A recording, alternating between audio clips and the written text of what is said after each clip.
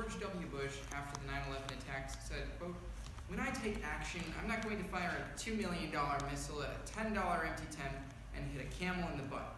It's going to be decisive." Now, this kind of sums up the affirmative team and the negative team in this round, because we're not rushing in, if you'll mind my pun. In fact, we're making decisive action. We're planning out what we're doing, and we're establishing that there's harms and that we're solving. And so I'd like to talk about how there are harms in the current system and how we'll solve them. First, let's talk about the harms. There are three main harms in the current system. First, that of a failed economy.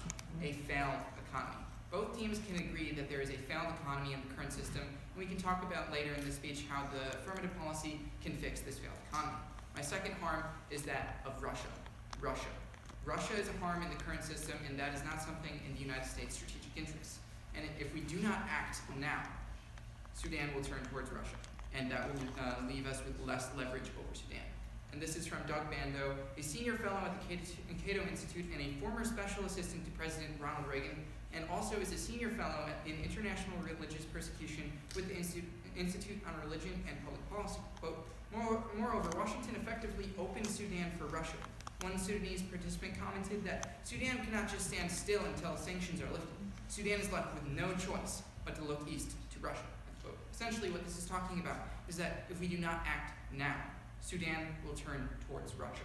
It is the affirmative team stance that Russian influence is bad. And I think both teams can agree that Russian influence is bad. And it's bad for a few reasons, but right now I'd like to talk about why it's bad for Sudan. It's bad because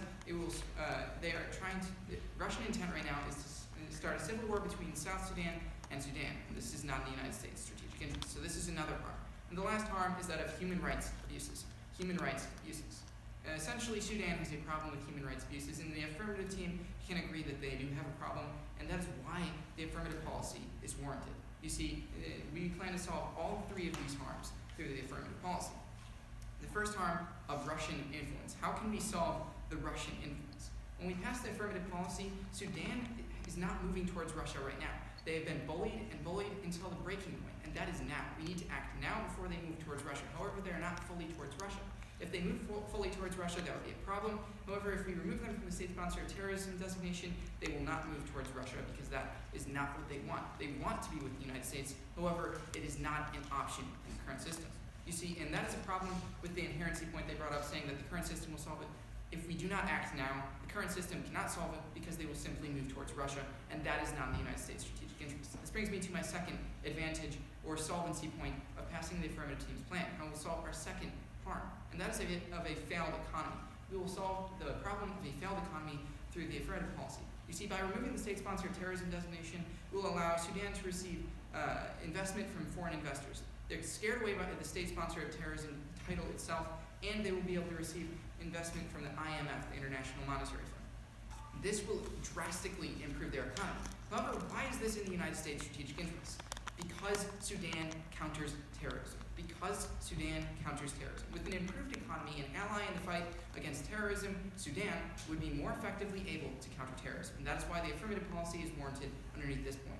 The next harm that we are solving is that of human rights abuses. And a simple response is that leverage remains. Again, talking about the IMF, we maintain leverage over Sudan through the IMF.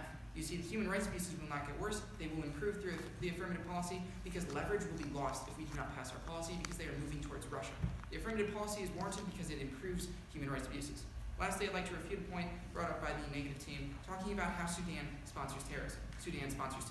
Sudan does not sponsor terrorism. The evidence they brought up says, at the same time, others pointed out that Sudan had exaggerated its knowledge.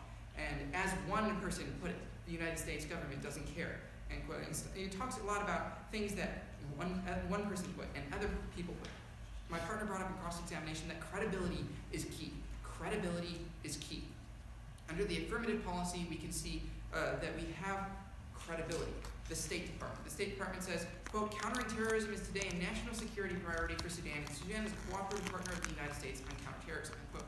It's kind of illogical to think that if they're countering terrorism, they're also sponsoring terrorism. That doesn't make any sense. However, it goes on later to say there were also no indications that Sudanese government tolerated or assisted terrorist organizations within its border. End quote. Now, they brought up saying within its border. Why does this matter? Well, they're saying that they sponsor terrorism outside of their border. However, they have not presented any evidence saying that they have sponsor terrorism outside of their borders. They've only said that our evidence specifically says terrorism within our borders. So this does not prove that they sponsor terrorism, it just says that they might.